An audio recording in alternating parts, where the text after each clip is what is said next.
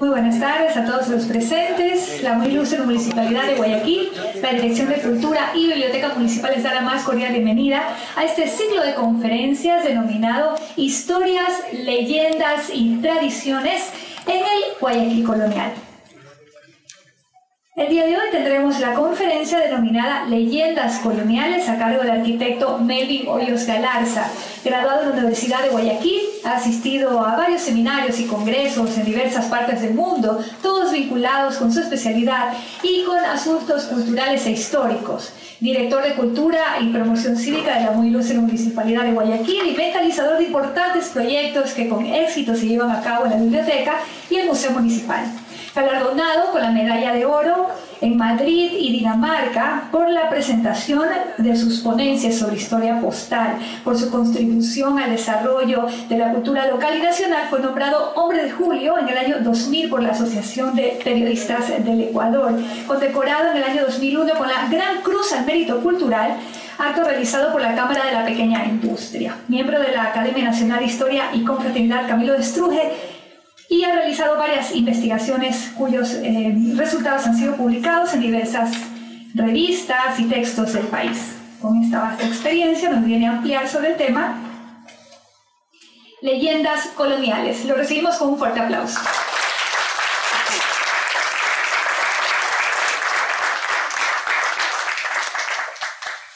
Primero que nada, gracias por estar presentes, porque eso quiere decir de que ustedes son verdaderos amantes de la historia y la cultura de nuestra amada ciudad.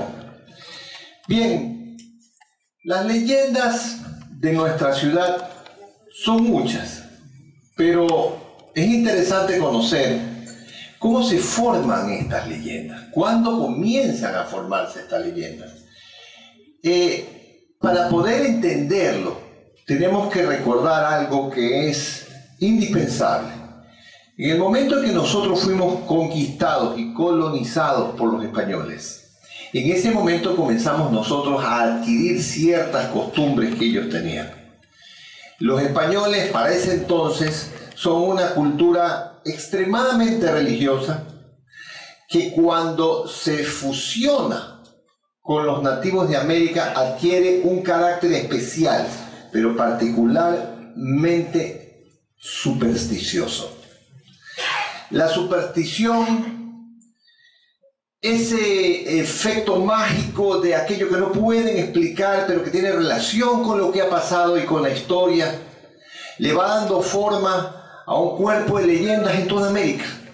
En México, en el Perú, particularmente en estas dos grandes naciones que fueron el Virreinato de Lima y el Virreinato de la Nueva España, el Virreinato de México.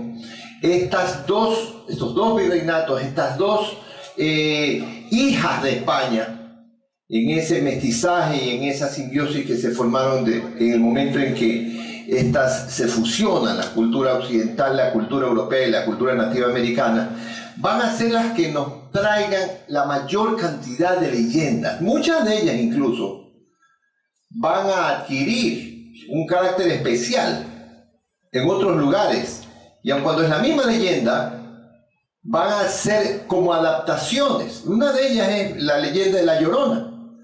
Esa leyenda de La Llorona tiene un sinnúmero de adaptaciones en México y nuestra tierra también.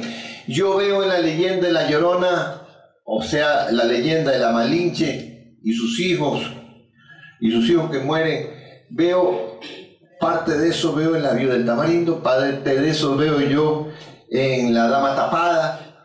Mucho de esto está mezclado. Le van dando ese carácter. Hay, claro, cosas, por supuesto, parecidas, circunstancias similares que se vivieron en diferentes lugares de América y dieron origen a sus propias leyendas, pero hay ese carácter, esa magia que nace de la fusión de estas dos culturas, de la española y la nativa americana. Van a darle mucho más color, van a darle mucho más vitalidad a este conjunto de historias que no son historias, porque están en la mitad entre la realidad y la fantasía. En nuestra tierra, como nosotros también somos hijos de esa de ese mestizaje, hay también leyendas. Hay algunas muy bonitas, muy interesantes, que están también entre la historia y la ficción. Y ya lo vamos a ir viendo. Yo, para poder tener más o menos un desenvolvimiento cronológico de estas, vamos a comenzar con las que son más antiguas para mí, las que creo que nos traen a la colonia ya historias que tenían que ver con lo nativo, es decir, que tenían que ver con la historia de nuestras culturas que estaban aquí asentadas. Por eso quisiera comenzar con la leyenda de Pozorja. La leyenda de Pozorja es una leyenda que también tiene un factor bíblico, porque tiene un parecido enorme con el tema de de Moisés. ¿Cómo comienza esta leyenda? Se dice, y esta, para que más o menos tengamos una idea de quién la descubre, esta leyenda no es descubierta por nadie aquí. Alguien se la atribuye a Gabriel Pino Roca, no.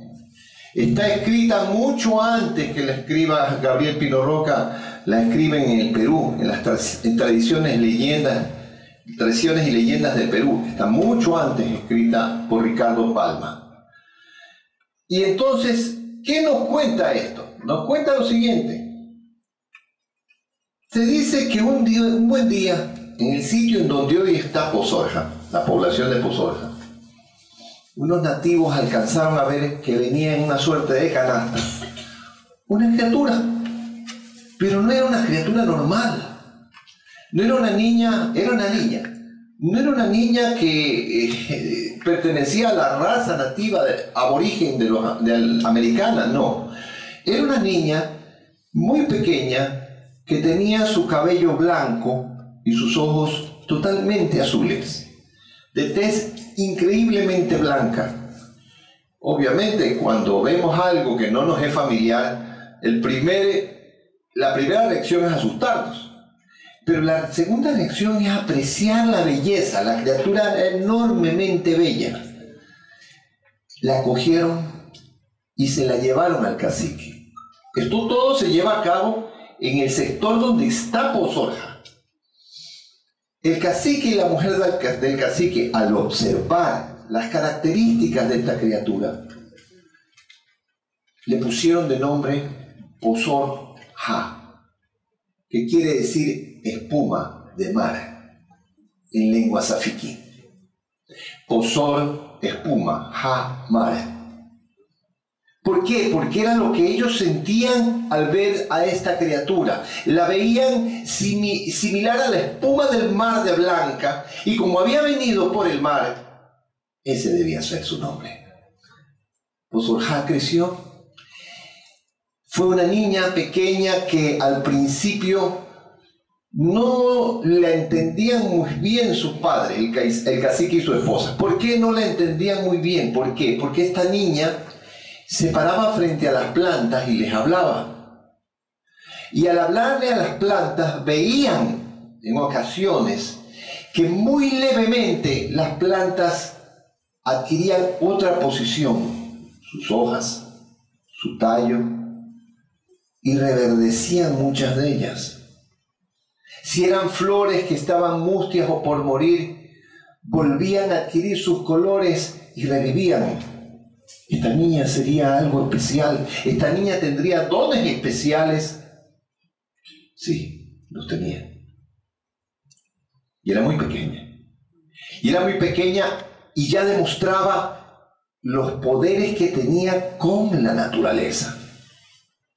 Y Pozorja fue creciendo. Y ya no fue una bebé. Fue una niñita que ya no solo las plantas entraban en contacto con ella, no. Ahora eran los pequeños animales que fueron los primeros que se dieron cuenta que esta niña era diferente a todo el resto de humanos que estaban cerca de ellos.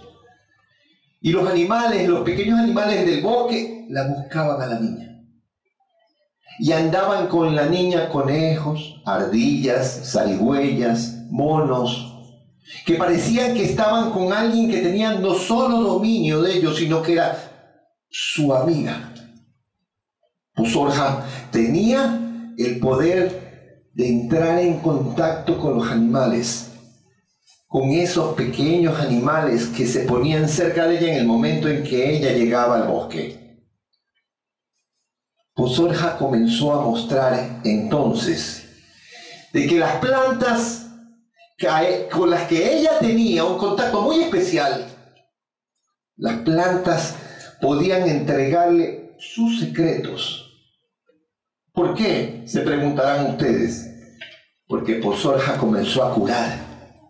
Y era una pequeña. Pozorja, de acuerdo a la leyenda, no tenía 10 años cuando comenzó a curar en el pueblo del cacique que fungía como su padre. Curaba con las plantas que ella consideraba debían utilizarse para curar determinadas afecciones. Y así, Pozorja comenzó a adquirir el carácter de un chamán. Era un chamán. Ella era el brujo de la tribu, el que podía tener dominio sobre la naturaleza, usarla y curar y hacer cosas prodigiosas con ellos. Pero ahí no quedaba la cosa. Siguió creciendo. Y no solo crecía en tamaño, crecía en sabiduría. Y creciendo en sabiduría, comenzó a dominar no solamente a los animales pequeños, sino que a los animales grandes, todos los animales de otra talla a los que ella se acercaba, inmediatamente estaban o entraban en un acto de sumisión. ¿Qué era Pozorja realmente? ¿Qué era Pozorja? Se preguntan los nativos de esa época, cuando Pozorja comienza a adivinar el futuro. No solo era un dominio sobre la naturaleza, Pozorja tenía dominio sobre lo que podía pasar, no dominio para evitarlo, sino para adivinar lo que podía pasar. Y así, Pozorja comienza a adquirir una fama justificada. Esta niña, ahora joven, dominaba a los animales, tenía dominio sobre las plantas, sabía cómo usarlas para beneficio de la humanidad, pero además sabía lo que iba a pasar. A oídos de Huayna Cápac, el gran emperador del Tahuantinsuyo, llegó a sus oídos la noticia de la existencia de esta extraordinaria mujer. Y Huayna Cápac, que había venido por acá para dominar a los punaes, cogió y se puso en contacto, como el sitio lógico de paso hacia los punaes era justamente el pueblo en donde ella habitaba. Paró allí y ella le dice que no vaya, que no cruce, que él se quede en el territorio de donde venía y que cambie de capital, que no se vaya a Cusco, que él llegaría a ser muy grande, un hombre gigantesco, el emperador más querido y el emperador más admirado del Tahuantinsuyo, si hacía esto, que se quedara en ese sitio donde venía. Ese sitio de donde venía era Tomebamba. Huayna Cápac escuchó a esta joven prodigio. Huayna Cápac se quedó prendado de la magia y del poder enorme que esta joven poseía. Y le dijo, de acuerdo a la leyenda, haré caso en todo lo que me digas, hija del mar. Porque si eso es lo que tú predices para mi futuro, será lo que más me convenga. Y Huayna Cápac, según la historia, muere en Tomebamba. Huayna Cápac se queda en Tomebamba. Y a Huayna Cápac no le predice ningún futuro negativo Pozorja. Le dice que en su tiempo florecerá el imperio y que nunca habrá llegado a ser tan grande como en su tiempo, y que será él el más grande de todos los incas, el más grande de todos los emperadores que haya tenido el Tahuantinsuyo, y así fue. ¿Qué pasó después de eso con Pozorja? Pozorja siguió siendo lo que era, un prodigio de ser humano, haciendo no solo que su población progrese, no, haciendo que crezca exponencialmente su fama. Su fama ya no como chamán, ya no como un ser con virtudes extraordinarias, como un ser prodigioso, no. Posorja comienza a ganar la fama de semidiosa. Era una semidiosa. No tenía padres, había venido por el mar, la había adoptado el cacique, pero todo lo que sabía y todo lo que hacía había venido con ella. Era un ser sobrenatural. Y así lo sentían todos, y así la veían todos, propios y extraños. Gente de su pueblo y gente que visitaba su pueblo para verla a ella, para pedirle consejo, para saber su futuro y conocer de todos los prodigios de lo que ella era capaz de hacer. Y el tiempo pasó. Y a Posorja fue a visitarla otro emperador. Pero en este caso, y de acuerdo a la leyenda, vuelvo a repetir, distinto en temperamento a Huayna Cápac. Este otro emperador era Atahualpa, a quien nosotros conocemos como Atahualpa. Venía de vencer a su hermano Huáscar, venía a ahogar en sangre la rebelión de los Punaes. Pero ella le dijo, él se le acercó y no tuvo el mismo trato que su padre había tenido con ella. Y ella le dijo, sabía que estabas por llegar. Dile a tu emperador, le dijo él, ¿qué le depara el futuro? Te lo ordeno.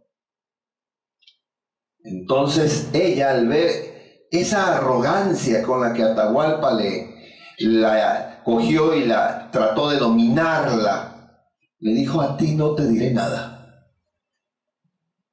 Te tocará ver en el profundo de mis ojos lo que te sucederá a ti y lo que sucederá con tu imperio. Tu arrogancia será la perdición de todo lo que heredaste. No eres merecedor de ella. En un acto extraño, parece ser que entró en un estado casi hipnótico Atahualpa. Y de acuerdo a la leyenda dicen que mirando en el fondo de sus ojos, él vio llegar por el mar a los blancos. Vio unos palos que escupían fuego y que mataban a su gente. Vio animales que nunca había visto, los caballos. Y vio cómo poco a poco eran dominados todos ellos. Y él, creyendo que eran dioses los que llegaban, y no entendía cómo podía haber tanta sangre fruto de esos dioses que llegaban. El terror de ver tanta mortandad lo hizo gritar y cayó. Cayó de un golpe y gritó, cojan la presa, es una bruja, llévensela de aquí. Pero era Posorja, no era un ser humano cualquiera. La leyenda cuenta que cuando estuvo mirando en los ojos de Posorja, Atahualpa y ella estaban en la playa. Y que en ese momento en que dio la orden crispado a Atahualpa, en ese mismo momento el mar se elevó con una ola inmensa. Y ella flotó. Y con una voz estentórea le dijo, estoy hasta hoy aquí. He cumplido con mi misión. Todo el mundo aterrado veía a esta mujer flotar, diciendo lo que decía. Y terminando con unas palabras que de acuerdo a la leyenda decían así. Hoy ustedes conocen lo que pasará en el futuro y cómo cambiará este mundo.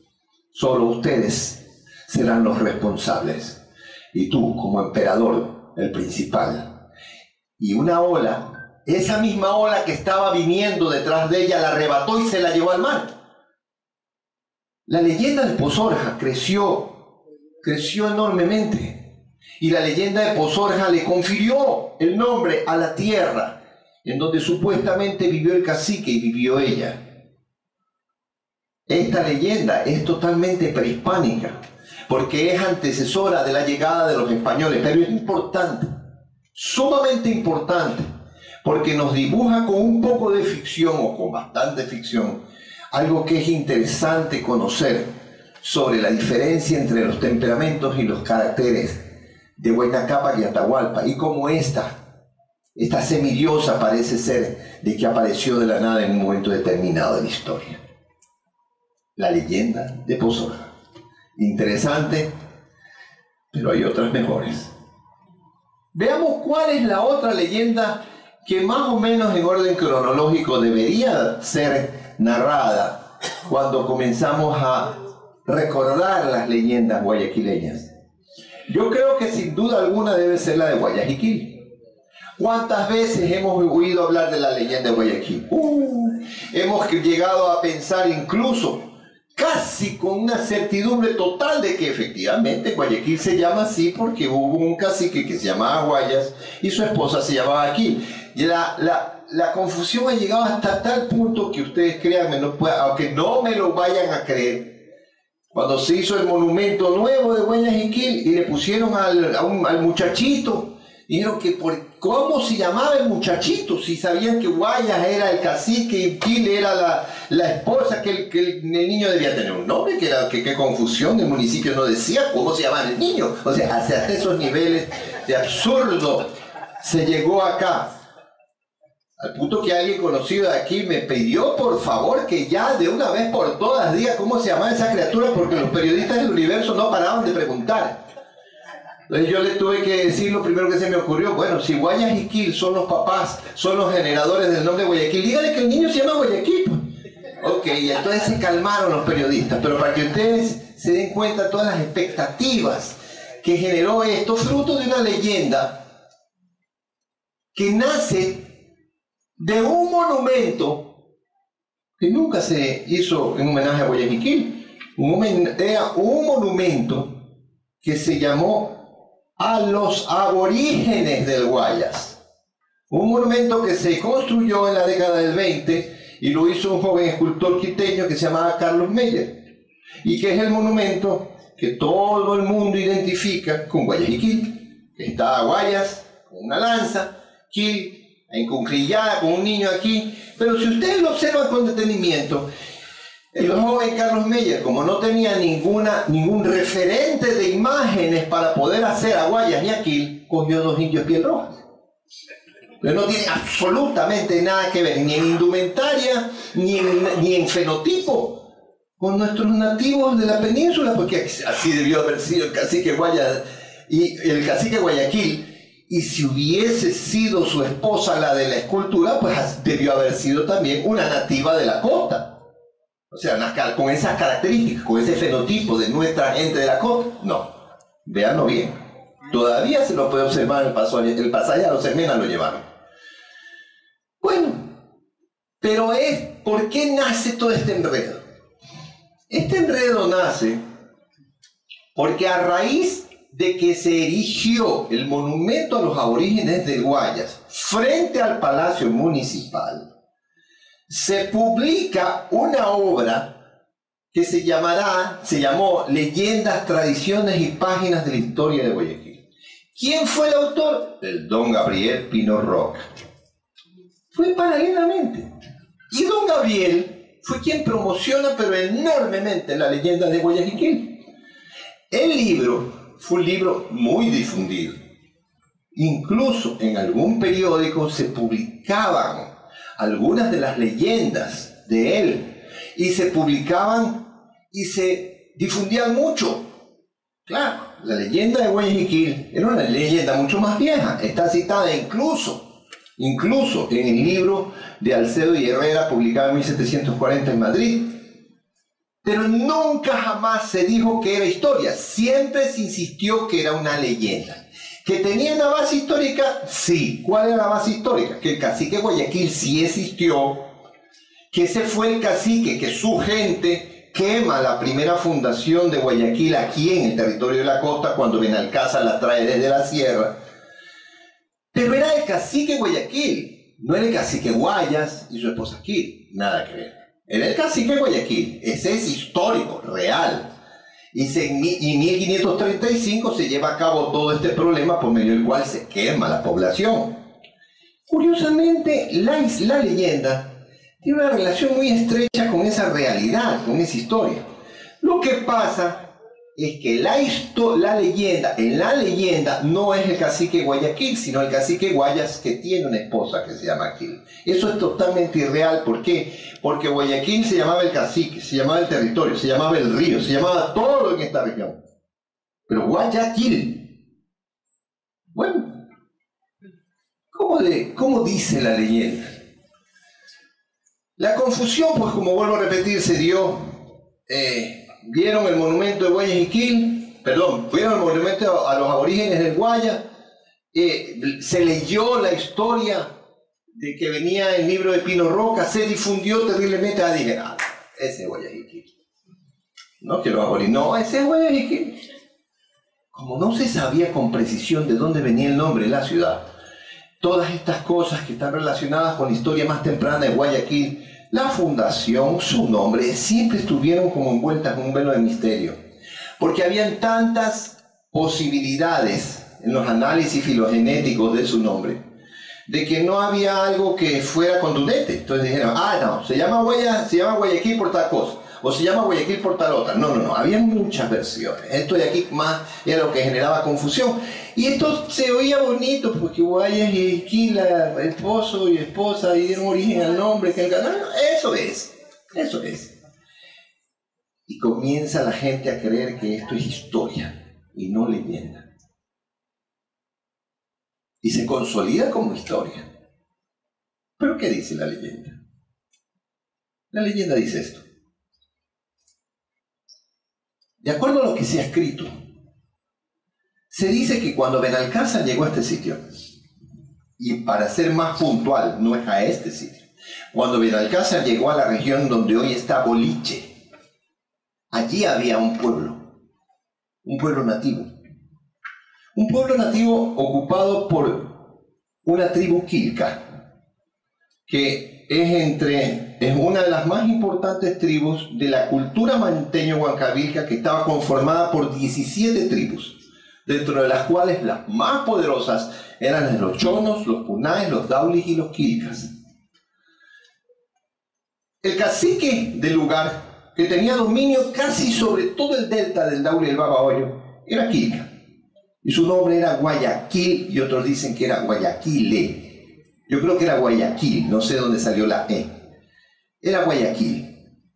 Porque aquí se hablaba lengua safiqui, y las raíces de ese nombre es Gua, tierra, Ilia, fértil, y Quil, que es una contracción del topónimo del gentilicio Quilcas. Entonces ese cacique era el dueño y señor de esta tierra fértil que pertenecía a los Quilcas. Y esto era Guayaquil. Y el territorio se llamaba Guayaquil, desglosando esa interpretación. El río que bañaba el territorio se llamaba así también, y él era quien dominaba ese territorio que tenía ese nombre, y en consecuencia era el cacique Guayaquil, ¿cierto? O cacique de Guayaquil, porque el cacique de ese territorio que llevaba ese nombre. Entonces llegó pues Benalcázar, y este joven y gentil cacique ayudó a los españoles. Ayudó a los españoles a establecerse en ese territorio al que les he hecho referencia y que se dice que quedaba cerca de Boliche. Pero según la leyenda, el cacique no se llamaba Guayaquil, sino Guayas, y tenía una esposa que se llamaba Quil. Benalcázar venía con 2 lugartenientes, Daza y Tapia, de triste recordación. Estos señores deben haber tenido algún tipo de insuficiencia mental, porque la cantidad de nativos que tenían al lado era casi en una relación de 10-1 con los españoles, o sea, 10 nativos por español. Benalcázar, que se llevaba muy bien con el cacique, el momento que le tocó irse, porque tenía que irse, se despide el cacique y le pide a Daza y a Tapia que continúen con el desarrollo de esta ciudad, que ya había dejado de llamarse Santiago de la región de Quito o Santiago de Quito, para pasar a llamarse Santiago de la región de Guayaquil o Santiago de Guayaquil. ¿Por qué? Porque así eran los españoles, para ubicarse geográficamente, ponían el nombre que ellos le daban a la ciudad junto al nombre de la región. De esa manera se ubicaban y trazaban sus mapas. Había nacido Santiago de Guayaquil, se tenía que ir Benalcázar, estaba de amigo del cacique que los había ayudado en todo y dejó a Daza y a Tapia a cargo. ¿Por qué dejó a Daza y a Tapia a cargo? Porque supuestamente pues tenían la antigüedad necesaria, la experiencia necesaria para que continúe el proceso de crecimiento de la ciudad española en este lugar. Pero prefiero no decir lo que era. En todo caso, se va a Benalcázar y se entregan a todas las francachelas posibles, a todos los excesos posibles, ellos y los españoles que estaban con ellos. Y dentro de los excesos, como es lógico, como no tenían mujeres, se cogieron a las mujeres de la aldea de al lado. ¿Ustedes creen que los indios iban a estar tranquilos viendo cómo les cogían a sus mujeres cuando había 10 indios por español? Lo lógico era que cogieran y los reventaran. Y eso fue lo que hicieron. Los cogieron, mataron a todo el que pudieron. Dice algún documento que habla sobre este tema en los estudios de Dora León, que se salvaron 7, dentro de los cuales se salvaron Justo, Daza y Tapia. Pero esa es la historia. La leyenda dice que cuando que los españoles cogieron, comenzaron a violar a las nativas y cogieron a Quil. Esa es la leyenda, eso es lo que dice la leyenda. Que cogen a Quil y que cogen a Guayas y que van a violar a Quil, y cuando van a violar a Quil, Guayas dice: no la toquen. Si ustedes no tocan a mi esposa, les mostraré el sitio donde hay un tesoro. A la voz del tesoro, los españoles se les hacían agua a las piernas, pues inmediatamente dijeron: ¿dónde está? Ok, le dice: está en el cerro, tienen que acompañarme. Llevaron amarrado a Guayas y llevaron amarrada a Quil hasta la punta del Santana. De acuerdo a la leyenda, en ese lugar, Guayas pide un yatagán de uno de los españoles. Este se le entrega con la finalidad de que mostrase en la tierra el sitio en donde estaba el tesoro oculto. Pero ¿qué hizo Guayas? Con ese cuchillo mata a su mujer, apuñala a su mujer y después se clava el yatagán él, se lo clava. De esa manera evitaba que fuese mancillada su esposa, y de esa manera él evitaba también ver la debacle en la que iba a quedar su pueblo. La leyenda debe tener origen definitivamente español, porque no pasó definitivamente así. Pero eso cuenta la leyenda. Y dice que los españoles se quedaron helados cuando vieron que el cacique se había suicidado y antes había matado a su amada esposa. Que en silencio dejaron los cadáveres extendidos en el suelo y se fueron poco a poco retirando, no solo Daza y Tapia, sino también todos los españoles que con él habían ido a la cima del Santana. Por la noche, los nativos del lugar, los súbditos del cacique Guayaquil, Guayas para la leyenda, subieron a verlo. Y subieron a verlo con el chamán de la tribu. Y el chamán de la tribu, ¿qué pudo detectar? Guayas no estaba muerto. Guayas estaba vivo. Latía muy levemente su corazón, pero vivo. En silencio y ocultos en la oscuridad de la noche bajaron tanto el cuerpo inerte de Quil como el cuerpo de Guayas, que aún vivía. Y por algún tiempo fue atendido por el chamán, quien le logró devolver la salud. Todo fue que estuvo saludable Guayas como para que comenzara a forjar su terrible venganza. La venganza por medio de la cual no solamente los españoles pagarían por lo que él había hecho con su esposa, sino con lo que ellos pagarían por la bondad y la gentileza que había tenido con ellos y que había sido pagada de la forma que lo hicieron. Una noche, cuando ya todos los españoles de la ciudad de Santiago estaban dormidos, todo el pueblo del cacique Guayas cayó sobre el lugar, no solo quemando las casas, sino asesinando y pasando por cuchillo a cuanto español encontraron. Cuando vio que su venganza estaba cumplida, dice la leyenda que Guayas subió de nuevo al Santana y llorando y haciendo una oración a sus dioses y recordando el amor que aún sentía por su amada esposa, se lanzó al abismo y se mató. La leyenda de Guayaquil, que es esa que acabamos de escuchar, solo tiene un vínculo histórico con el hecho de lo que sucedió en ese primer reasentamiento de la ciudad aquí, en nuestra costa. Ese es el vínculo histórico y esa es quizás el sustento histórico de una leyenda que ha generado un sinnúmero de confusiones y en donde la más importante es justamente esta, de seguir pensando, porque muchos lo siguen pensando, de que los nombres de Guayas y su esposa fueron los que originaron el nombre de nuestra ciudad. Guayas y Quil, la leyenda más emblemática de cuantas tenemos nosotros. Pero no se quedan ahí. Ya estamos entrando en la colonia. Ya estamos en la colonia. ¿Qué otra leyenda colonial muy, pero muy antigua hay? Hay una que es fantástica. San Jerónimo y el mono de Chongón. San Jerónimo y el mono de Chongón. ¿Cómo es posible? ¿Qué? ¿Eso es colonial? Y está tremendamente vinculada a nativos de la primera época en que los colonos españoles comenzaban poco a poco a entrar en contacto con los nativos, y las costumbres y la religión de los españoles trataba de irse abriendo paso entre las creencias de estos lugares. Y entonces San Jerónimo y el mono de Chongón es una de las más emblemáticas leyendas que nos permite darnos cuenta de esta particularidad. ¿Cómo así? Vamos a ver.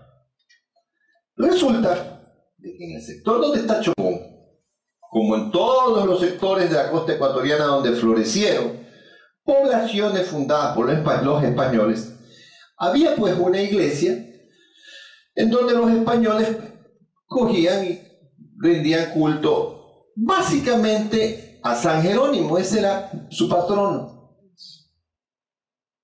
Los indios, nanay, ¿qué iban a ir a la iglesia a ver, orar a San Jerónimo? Nada que ver.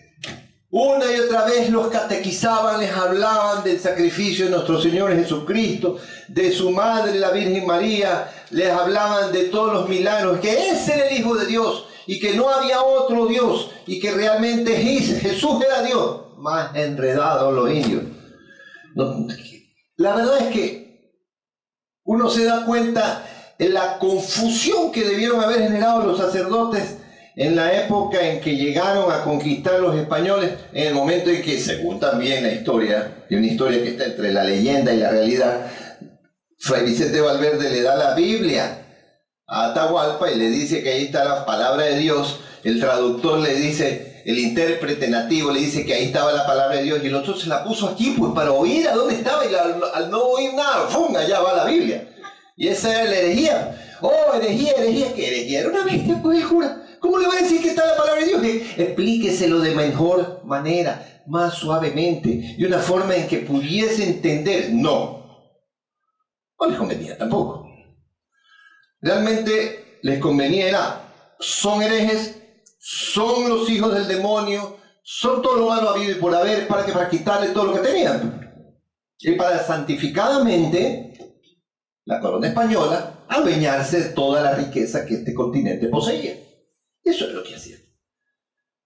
Pero sí había, porque sí los había, dentro de ellos los jesuitas, sacerdotes y órdenes sacerdotales que sí tenían la intención, una buena intención, de ayudar a mejorar la vida de los seres humanos que venían, que habían venido aquí, de los seres humanos que vivían aquí, y que ellos creían que con sus lecciones podían mejorar la vida de esta gente.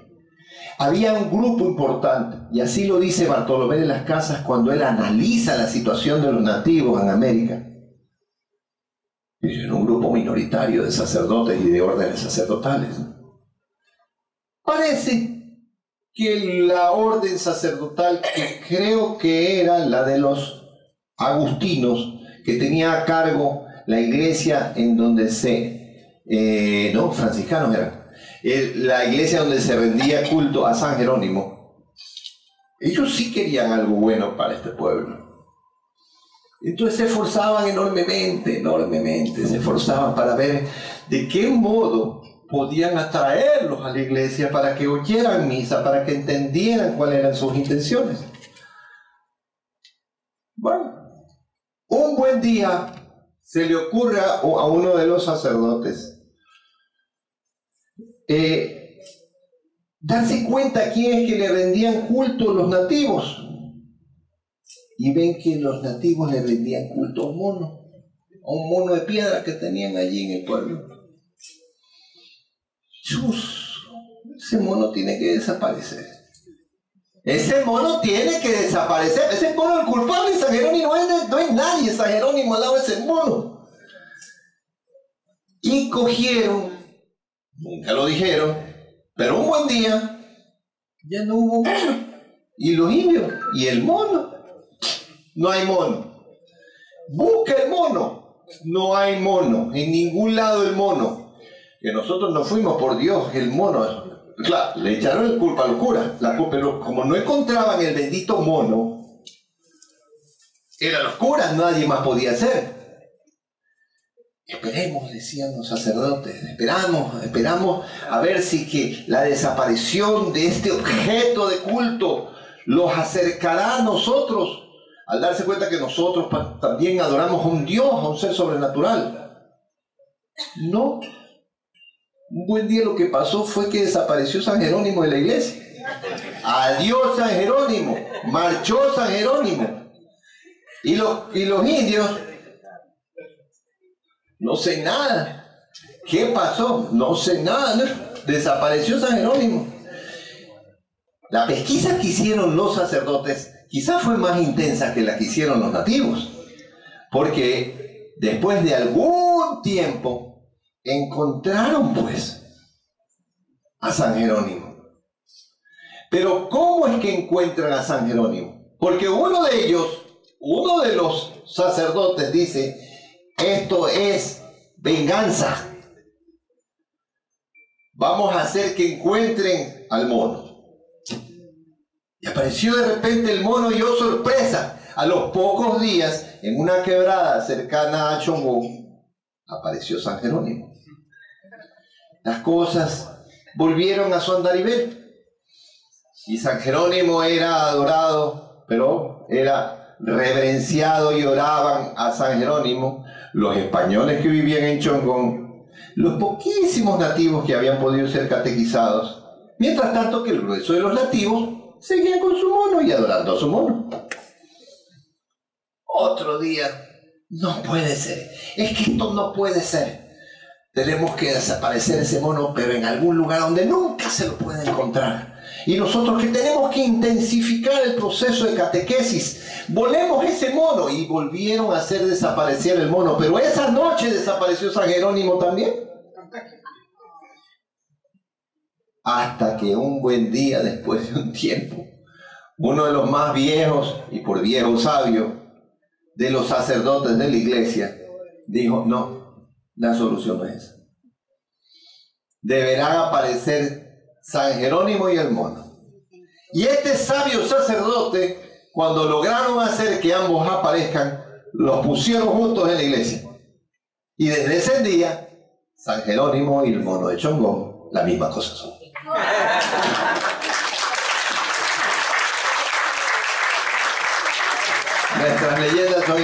Pero hay una que es hasta dulce. Vean esta.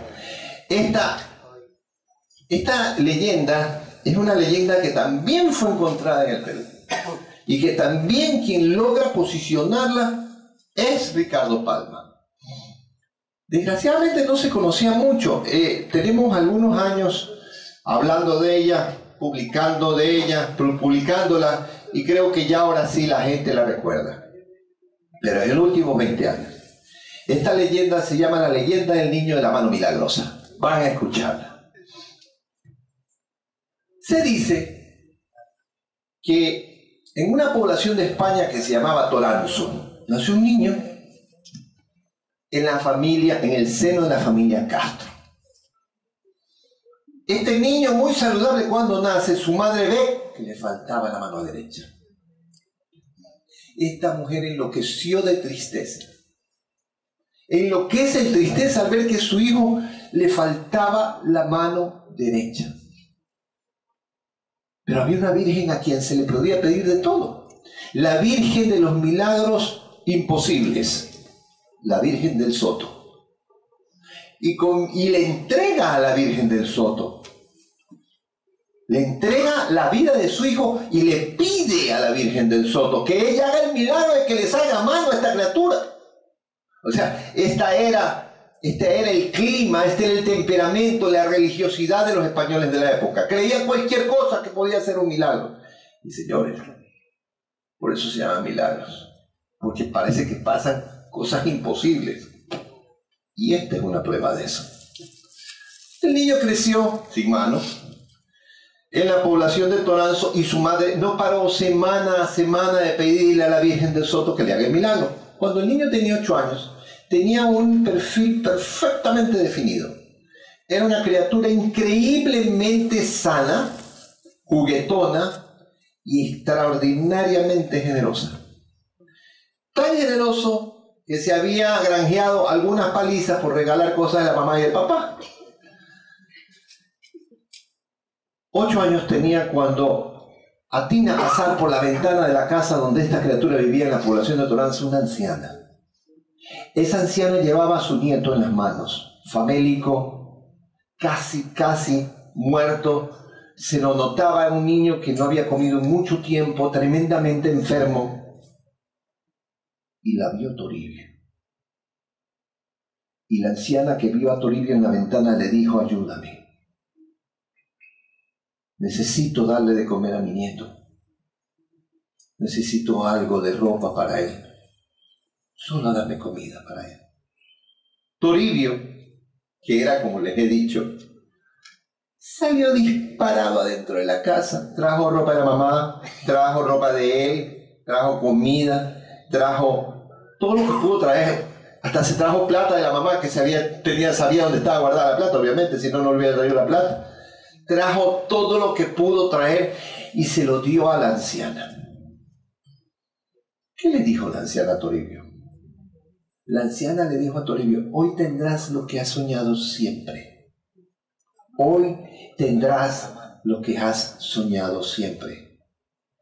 Toribio no lo hacía porque le estuvieran dando algo o porque fuera a recibir algo. Toribio lo hacía porque él era así. Bueno. Llega el momento en que le termina de dar las cosas y la empleada de la casa lo pilla y lo ve. Niño Toribio, usted está haciendo lo mismo que su mamá le ha venido diciendo que no haga. Ahora que llegue su mamá le diga. Dicho y hecho, pues el pobre Toribio, ni bien llegó la mamá, la empleada le dijo: niño Toribio otra vez regaló su ropa y otra vez ha regalado un poco de hasta plata regalado. Lo cogieron a Toribio, lo mandaron de castigo sin comer hasta el otro día encerrado en el cuarto. Ese día pasó normalmente con el pobre Toribio entristecido por lo que había hecho en su cuarto metido. Llegó la noche, todos durmieron, incluido Toribio. Amaneció el día y muy temprano, muy temprano, todos se despertaron del grito de Toribio. ¡Mamá! ¡Mamá! ¡Papá! ¿Qué pasa? Corre el padre, fue el primero que corrió, la madre detrás de él, y cuando llegan al cuarto de Toribio, Toribio estaba así. Y le dice: mamá, papá, La anciana cumplió. ¿Qué? ¿Pero qué? Le dice el padre. ¿Pero qué? ¿Cumplió qué? ¿De qué estás hablando, hijo? Y entonces la madre se le acerca y le dice, ¿qué es lo que estás diciendo? Es que la anciana cumplió. Miren, y en donde no tenía mano, tenía un muñón de carne negra con 5 bolitas y latía. La madre, por supuesto, cayó disparada por allá del susto con lo que estaba viendo y claro, se puso a orar y a llorar, a darle gracias a la Virgen del Soto. ¿Por qué? Ese muñoncito en un mes era una mano perfectamente hábil, tan hábil como la izquierda o más, quizás mucho más, por lo que pasaría después. Pero tenía una característica, era negra, totalmente negra. Su piel era negra, negra como el carbón, pero en una mano hábil. Toribio con esa mano aprendió a ser uno de los mejores espadachines del reino. Y Toribio adquirió fama no solo como espadachín, sino como un muchacho de mente clara e inteligente que decidió en un momento de su vida buscar fortuna en América. El padre, que se sorprendió enormemente con este milagro, lo notarizó. Este milagro está notarizado en la población de Toranzo, en España. Y está notarizado como un milagro hecho por la Virgen del Soto. Y una antigua pintura de la Virgen del Soto que descansa en España y de la que se sacó una copia para poner en la capilla que está aquí en el Cerro Santana, tiene una mano negra al pie. Pero esto es una pintura hecha a posteriori del milagro. ¿Qué pasa con Toribio? Toribio vino a América a buscar fortuna. Era un joven, inteligente, generoso, que nunca cambió esa cualidad de este muchacho. Y llega a Guayaquil y se enamora del lugar. Se enamora de las posibilidades que el lugar presentaba. Se enamora incluso de una chica y aquí se queda y aquí se casa y aquí hace su familia. El mismo Toribio de la mano negra, que no la ocultaba, porque era la prueba del milagro extraordinario que había hecho la Virgen María con él. Ese Toribio se hizo muy amigo del cacique Tumbalá de la isla Puná. ¿Qué sacaron de esta amistad? Pues que Toribio, con su sagacidad y su habilidad, vio cómo podía crecer la riqueza del cacique y de los nativos de la isla y cómo podía darse un servicio que iba a mejorar la vida de los guayaquileños.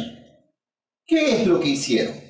Se asociaron para explotar la sal de la isla Puná y, viendo la habilidad que tenían los nativos de la isla Puná, vio la forma de comenzar a construir naves para que río arriba, Daula y Babahoyo, que en ese entonces se llamaba Amay, el río, llevar a cada uno de los lugares en donde habían poblaciones de españoles o nativos sal.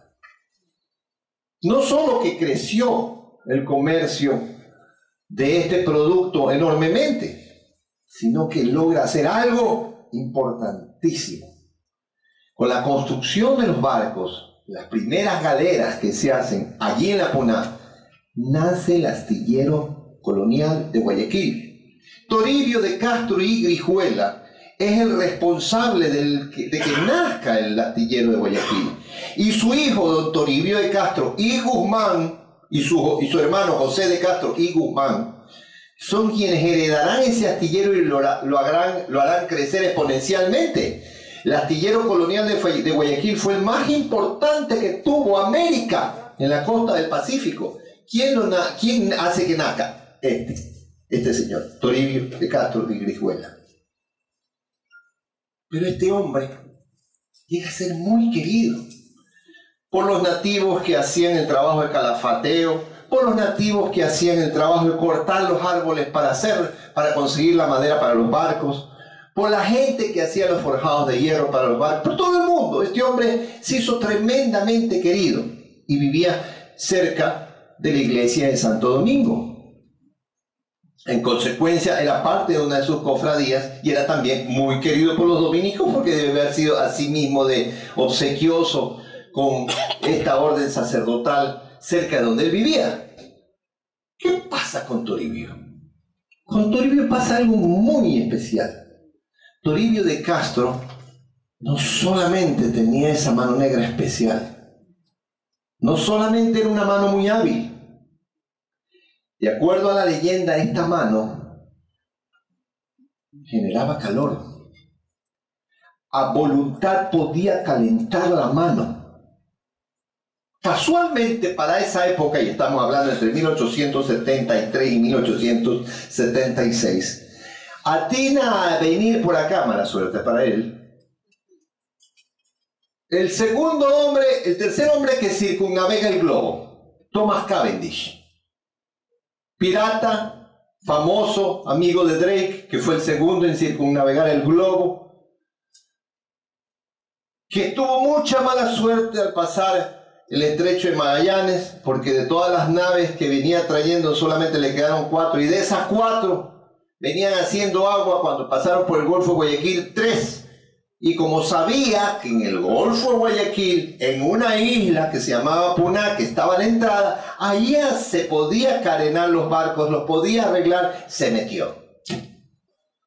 En mala hora se mete. ¿Por qué? Porque venía ya con una mala fama de pirata y había llegado a oídos de los guayaquileños que venía, pues, que llegaba ya Cavendish, que venía para acá. Y se organiza Toribio de Castro para enfrentarlo junto a los nativos que tenía el cacique Tumbalá. Y de acuerdo a la leyenda, se dice que se enfrentó contra Cavendish y se enfrenta con su espada, pero oh sorpresa, mano pelada, negra. Debe haberlo sorprendido este hombre. Cavendish, al ver esa mano negra, debe haberse no solo sorprendido, quizás hasta un poco de temor le ha de haber tenido. Vence a Cavendish con la espada, y no solo lo vence, lo golpea en el pecho con su mano y lo quema. Cavendish pierde, huye, con un solo barco y deja botadas las otras 3 naves. Para Cavendish está todo perdido. Fue una expedición fatal. Tuvo suerte, porque a la altura de donde da la vuelta la corriente del Humboldt, ya pasando Centroamérica, ya en las aguas de México, para la nave con la esperanza de que el galeón de Manila llegase a pasar por ahí. El galeón de Manila, para quienes no lo saben, era el barco que venía trayendo todos los tesoros de Oriente. Llegaba hasta Chile y venía recogiendo todos esos tesoros. Y después cogía y mandaba, paraban en el Darién, y allí, que es lo actual Panamá, y de allí se transbordaban estos tesoros para que desde el Caribe fueran hasta España.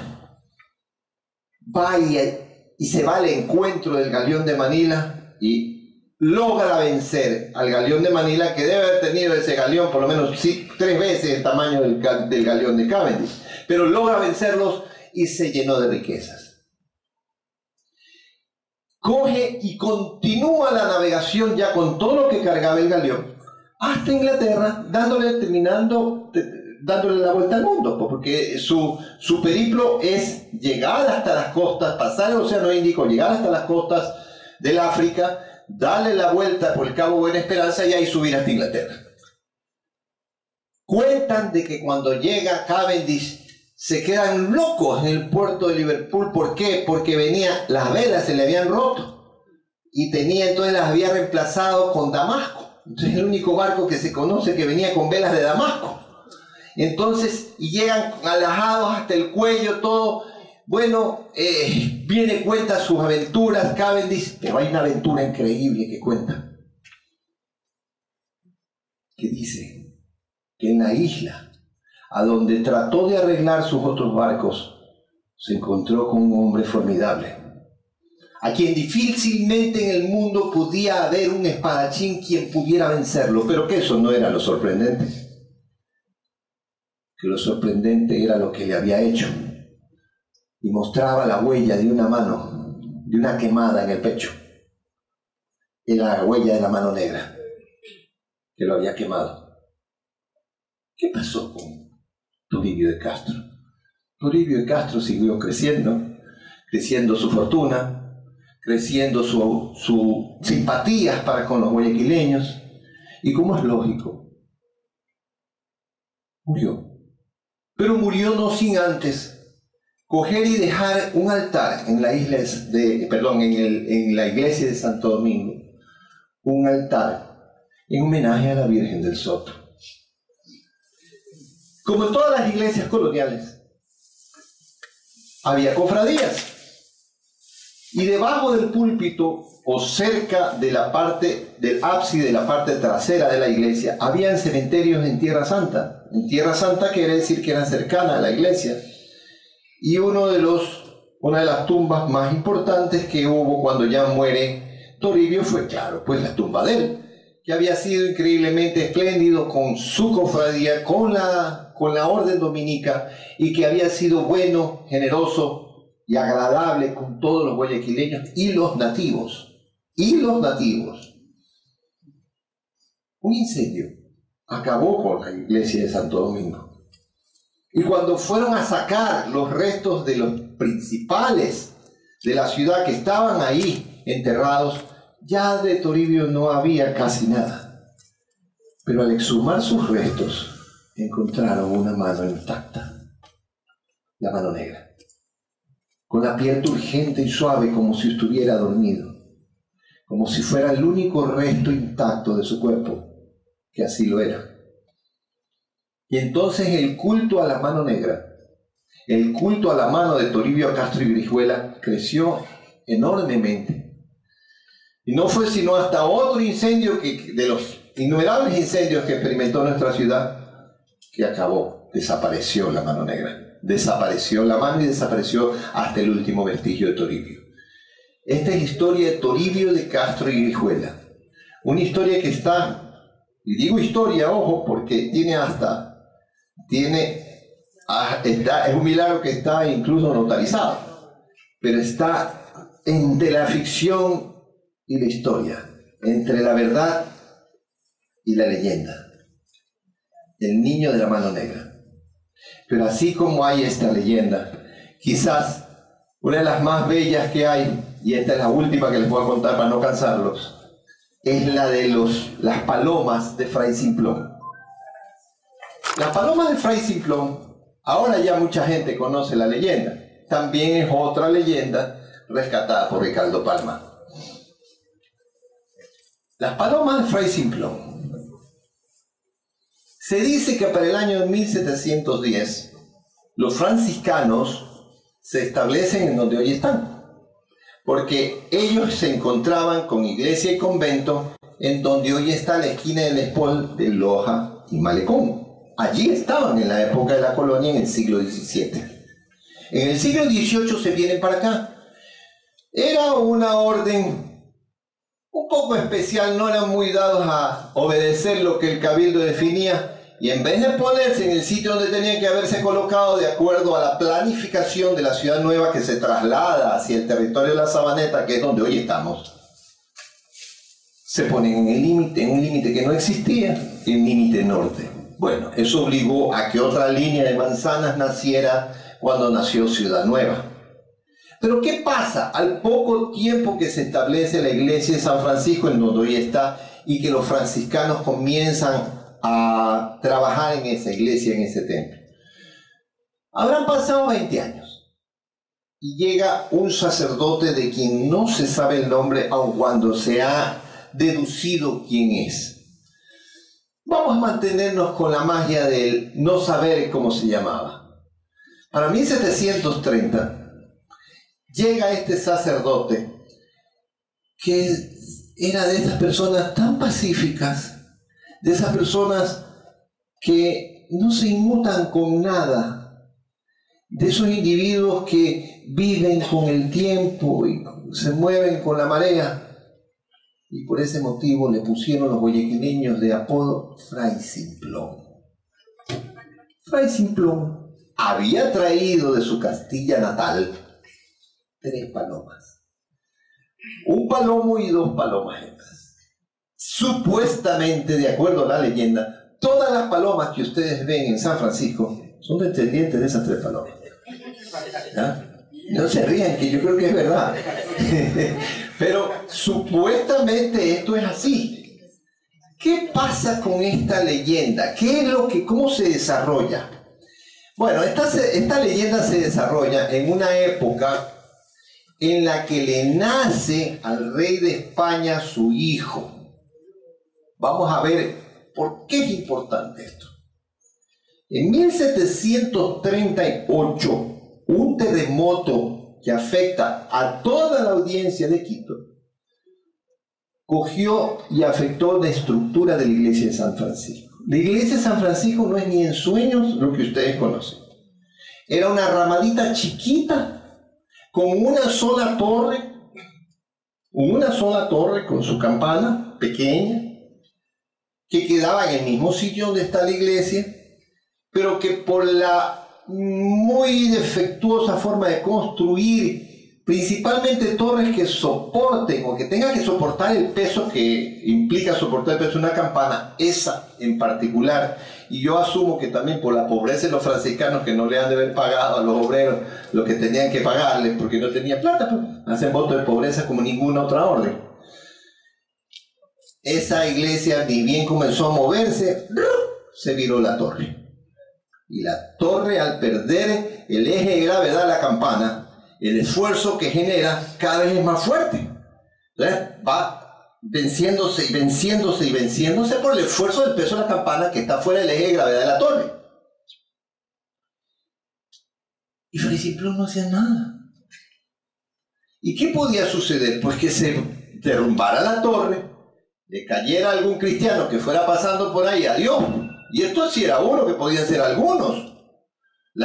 Recordemos que todas las festividades, en ese entonces no hay fiestas cívicas, solo hay fiestas religiosas. Y así, si había una fiesta que no era religiosa, era solamente cuando nacía alguien en la familia real, para de contar, esa era toda la fiesta. Entonces, si la cantidad de fiestas mayor eran religiosas, la posibilidad de que hubiera bastante gente cerca de la iglesia y que de repente Pulundú le cayera a la torre a un montón de cristianos era muy importante.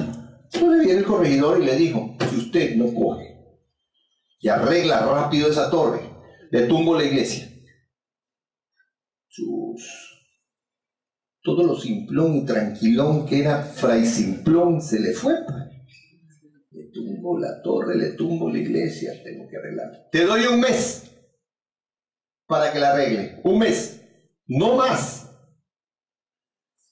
Por primera vez los guayaquileños vieron a Fray Simplón preocupado. Y comienza pues a buscar recursos para poder arreglar la torre de la iglesia. Esta fue una de esas poquísimas veces que la proverbial generosidad guayaquileña no se hizo manifiesta. Querían ver cómo el cura lograba salir del enredo. Debe haber sido tan pacífico, pero tan pacífico y tan, yo diría que ya ni pacífico, debe haber sido tan como indulgente, que así dijeron: yo quiero ver cómo sale el cura del apuro. No le voy a dar ni un centavo. Después de una semana de colectas, los 150 pesos que le costaba arreglar la torre, presupuesto que le había dado uno de los carpinteros de Rivera, amigos de él, que trabajaba en el astillero, de esos 150 pesos tenía 3 pesos. Y estaba por cumplirse el plazo de un mes. Ya habían pasado 3 semanas, 21 días y más. Y dicen que Fray Simplón veía por los 3 pesos. ¿Y ahora qué hago con esto? ¿Qué hago? Dios mío, ¿qué hago con esto? Voy a comprar comida para las palomas. Compró comida para las palomas. ¿Qué será pues lo que habrá comprado? No sé, porque las palomas le pudo haber echado arroz o lo que sea, pero compró comida para las palomas. Así dice la leyenda, que usó el dinero para las palomas, que además ya no eran 3, eran un montón. Y eran un montón. ¿Y dónde vivían? En el campanario.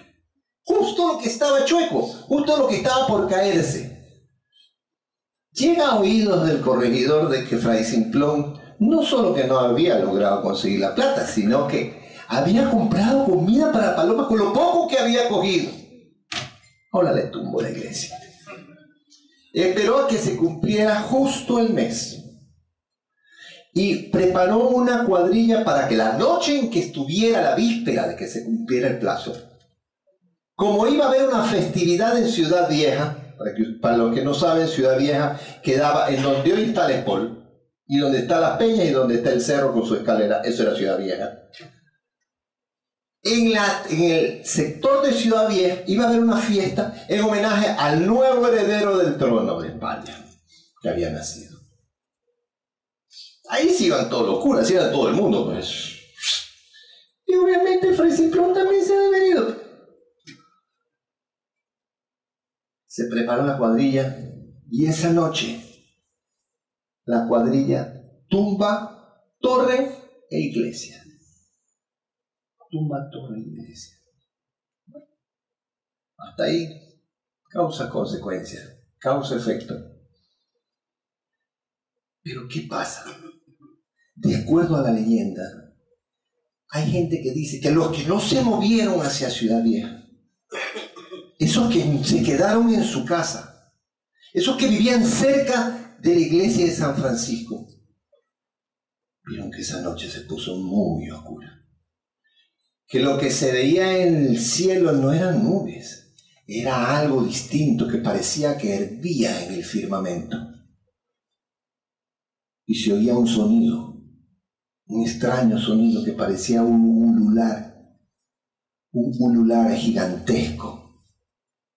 Alguien alcanzó a ver que eran miles de millones de palomas.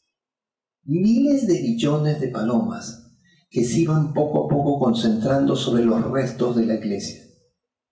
Miles de millones de palomas que hacían algo que nadie sabía qué era. ¿Qué pasó al otro día? Bueno, amaneció el día y el corregidor, orondo y satisfecho de su obra, y para ir a ver y decirle, ajá, a veces te cayó la iglesia. Llega hasta la plaza de San Francisco y, oh sorpresa, ese hombre casi se muere de un infarto, porque ¿qué es lo que vio? La iglesia en perfecto estado, con la torre vertical reconstruida.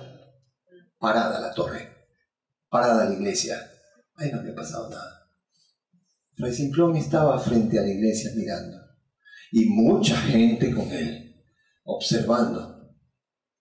Y Fray Simplón, con una paloma en las manos, se acerca al corregidor y le dice: fraile, dígame, ¿a qué obedece este prodigio? Porque hasta ayer esto no estaba así. A mí no me lo preguntéis, señor corregidor. Pregúntaselo a ella y a mi Dios. Y ahí quedó. Esta es la leyenda de Fray Simplón, que explica un poco de dónde vienen las palomas y cómo y qué sucedió después del terremoto del 38. Bueno, no los aburro más. Muchísimas gracias.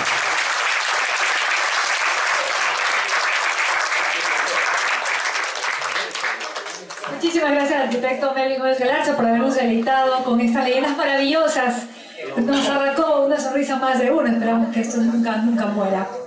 Mañana los esperamos con la conferencia de las cualidades naturales y morales de los habitantes de Guayaquil en tiempos de la colonia, a cargo de la arquitecta Antonieta Palacios Jara. Los esperamos, amigos. Muy buenas tardes.